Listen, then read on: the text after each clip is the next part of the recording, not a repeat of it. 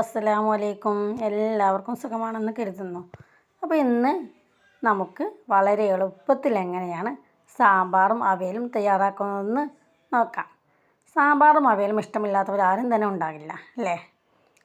എല്ലാവർക്കും ഇഷ്ടപ്പെട്ടൊരു വിഭവമാണല്ലോ സാമ്പാർ, അവിയൽ എന്നിവയൊക്കെ.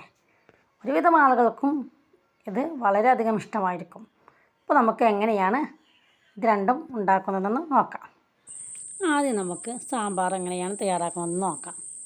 അതിന് വേണ്ടി ഞാനിവിടെ 2 മുരിങ്ങാക്കായ, 4 വെണ്ടക്ക, ചെറിയ കഷ്ണം കുമ്പളം, 2 തക്കാളി, 1 സവാള എന്നിവ അരിഞ്ഞു വെച്ചിട്ടുണ്ട്. ഇനി നമുക്ക് മൺചട്ടിയിലേക്ക് കുറച്ച് വെളിച്ചെണ്ണ ഒഴിച്ച് കൊടുത്ത് ചൂടാക്കുമ്പോൾ അതിലേക്ക് 1 ടീസ്പൂൺ ഉലുവ ഇട്ട് കൊടുത്ത് മൂപ്പിച്ചെടുക്കുക. ഉലുവ മൂത്തതിന് ശേഷം നമുക്കതിലേക്ക് അരിഞ്ഞു വെച്ച പച്ചക്കറികൾ ചേർത്ത് കൊടുത്തൊന്ന് വഴറ്റിയെടുക്കാം. ഒരു 5 മിനിറ്റോളം നമുക്ക് ഈ പച്ചക്കറികളൊന്ന് ഈ എണ്ണയിലൊന്ന് വഴറ്റിയെടുക്കണം. പച്ചക്കറികൾ വാടിയതിന് ശേഷം നമുക്ക് ഇതിലേക്ക് 1 ടീസ്പൂൺ കാശ്മീരി മുളക് പൊടി, 1 ടീസ്പൂൺ മഞ്ഞൾപ്പൊടി, 1.5 ടീസ്പൂൺ മല്ലിപ്പൊടി എന്നിവ ചേർത്ത് കൊടുക്കുക.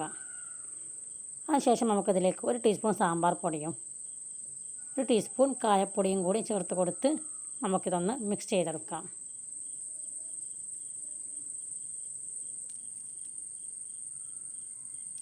ഇനി നമുക്കിതിലേക്കൊരു 1.5 കപ്പ് വെള്ളം കൂടി ഒഴിച്ച് കൊടുത്ത് നമുക്ക് ഈ പച്ചക്കറികളൊന്ന് വേവിച്ചെടുക്കാം.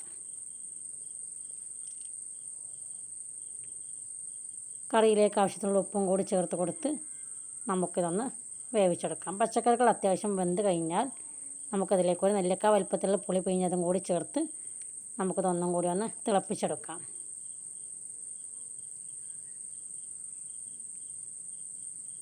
ഇനി നമുക്ക് ഇതിലേക്ക് പരിപ്പ് വേവിച്ചതും കൂടി ചേർത്ത് കൊടുത്ത് നമുക്ക് ഈ കറി ഒന്ന് നല്ലവണ്ണം ഒന്ന് തിളപ്പിച്ചെടുക്കണം. അങ്ങനെ നമ്മുടെ സാമ്പാർ ഇവിടെ നല്ലവണ്ണം തിളച്ച് വന്നിട്ടുണ്ട്. ഇനി നമുക്ക് തീ ഓഫ് ചെയ്യാം.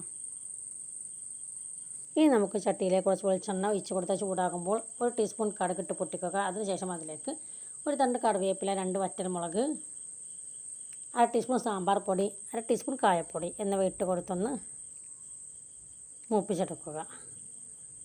പൊടികളൊക്കെ നല്ലവണ്ണം മൂത്ത് വന്നു കഴിഞ്ഞാൽ നമുക്കിത് സാമ്പാറിലേക്ക് ഒഴിച്ച് കൊടുക്കാം. നമ്മുടെ ടേസ്റ്റി ആയിട്ടുള്ള സാമ്പാർ ഇവിടെ റെഡിയായി കഴിഞ്ഞു. നമുക്ക് അവിയൽ തയ്യാറാക്കാം. അതുകൊണ്ട് ചട്ടിയിലേക്ക് നീളത്തിൽ അരിഞ്ഞെടുത്ത ചേന, പച്ച നേന്ത്രക്കായ, മുരിങ്ങാക്കായ, പയർ, ക്യാരറ്റ്, പച്ചമാങ്ങ, കുമ്പളം, കറിവേപ്പില എന്നിവ ഇട്ട് കൊടുക്കുക. അതിനുശേഷം ഇതിലേക്ക് 1 ടീസ്പൂൺ മഞ്ഞൾപ്പൊടിയും കുറച്ച് വെളിച്ചെണ്ണയും കൂടി ഒഴിച്ച് കൊടുത്ത് നമുക്കിതെല്ലാം കൂടി ഒന്ന് മിക്സാക്കിയെടുക്കാം. ഇനി ഇതിലേക്കൊരു 1/4 കപ്പ് വെള്ളം കൂടി ഒഴിച്ച് കൊടുത്ത് നമുക്കത് അടുപ്പത്തേക്ക് വെച്ച് വേവിച്ചെടുക്കാം. ഇതിലേക്ക് ആവശ്യത്തിനുള്ള ഉപ്പും കൂടി ചേർത്ത് കൊടുത്ത് മിക്സാക്കി എടുക്കുക. അതിനുശേഷം നമുക്കിത് മൂടി വെച്ച് ഒരു 5-10 മിനിറ്റ് നമുക്കൊന്ന് വേവിച്ചെടുക്കാം. കഷ്ണങ്ങൾ ഉടഞ്ഞു പോകാതെ ശ്രദ്ധിക്കണം. പച്ചക്കറി വേകുന്ന സമയം കൊണ്ട് നമുക്കിതിലേക്ക് അരപ്പ് തയ്യാറാക്കാം. 1 മുറി തേങ്ങ, 10 പച്ചമുളക്, ചെറിയ കഷ്ണം ഇഞ്ചി, 4 ചെറിയ ഉള്ളി, കറിവേപ്പില ഇവയെല്ലാം കൂടി മിക്സിയുടെ ജാറിലേക്ക് ഇട്ട് കൊടുക്കുക. ഒരു 1/4 ടീസ്പൂൺ ചെറിയ ജീരകം കൂടി ചേർത്ത് നമുക്കൊന്ന് ചതച്ചെടുക്കാം. അപ്പോഴേക്കും നമ്മുടെ പച്ചക്കറികൾ ഇവിടെ നല്ലവണ്ണം വെന്ത് കുഴഞ്ഞ് വന്നിട്ടുണ്ട്.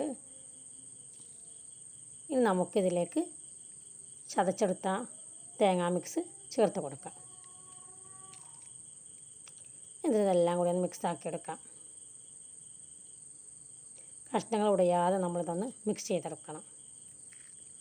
അതിനുശേഷം നമുക്കിതിലേക്ക് 1/4 കപ്പ് കട്ട തൈര് ചേർത്ത് കൊടുക്കാം. തൈരൊക്കെ നമ്മുടെ ഇഷ്ടത്തിനനുസരിച്ച് നമുക്കിതിലേക്ക് ചേർത്ത് കൊടുക്കാം. എന്നിട്ട് എല്ലാം കൂടി ഒന്ന് മിക്സ് ആക്കിയതിന് ശേഷം ചെറിയൊരു തിള വന്നു കഴിഞ്ഞാൽ നമുക്കത് തീ ഓഫ് ചെയ്യാം. എന്നിട്ട് ഇതിന് മുകളിലേക്ക് കുറച്ച് പച്ച വെളിച്ചെണ്ണയും കറിവേപ്പിലയും കൂടി ചേർത്ത് കൊടുക്കാം. അങ്ങനെ നമ്മുടെ ടേസ്റ്റി ആയിട്ടുള്ള അവിയലും ഇവിടെ റെഡി ആയിട്ടുണ്ട്. അപ്പോൾ നിങ്ങൾക്ക് എല്ലാവർക്കും എൻ്റെ സാമ്പാറിൻ്റെയും അവിയലിൻ്റെയും റെസിപ്പികൾ ഇഷ്ടപ്പെട്ടിരിക്കുമെന്ന് കരുതുന്നു. നിങ്ങളെല്ലാവരും ഇതുപോലെ ട്രൈ ചെയ്ത് നോക്കിയിട്ട് നിങ്ങളുടെ അഭിപ്രായങ്ങൾ എന്താണെങ്കിലും അത് കമൻറ്റിലൂടെ അറിയിക്കാൻ മറക്കരുത്. അപ്പോൾ നിങ്ങൾക്ക് എല്ലാവർക്കും എൻ്റെ ഈ 2 റെസിപ്പികളും ഇഷ്ടപ്പെട്ടാൽ നിങ്ങൾ എൻ്റെ വീഡിയോക്ക് ലൈക്ക് ചെയ്യുകയും അതുപോലെ തന്നെ സബ്സ്ക്രൈബ് ചെയ്യാതെ ആരെങ്കിലും കാണുന്നുണ്ടെങ്കിൽ സബ്സ്ക്രൈബ് ചെയ്യുകയും സബ്സ്ക്രൈബ് ബട്ടൻ്റെ തൊട്ടടുത്തുള്ള കുഞ്ഞു ബെല്ലൈക്കൺ ക്ലിക്ക് ചെയ്ത് ഓൾ എന്ന ഓപ്ഷൻ എനേബിൾ ചെയ്യുകയും ചെയ്താൽ ഞാനിടുന്ന വീഡിയോസുകൾ നിങ്ങൾക്ക് യഥാസമയം ലഭിക്കുന്നതാണ്. അപ്പോൾ നമുക്കിനി അടുത്ത വീഡിയോയുമായിട്ട് വീണ്ടും കാണാം. ബൈ.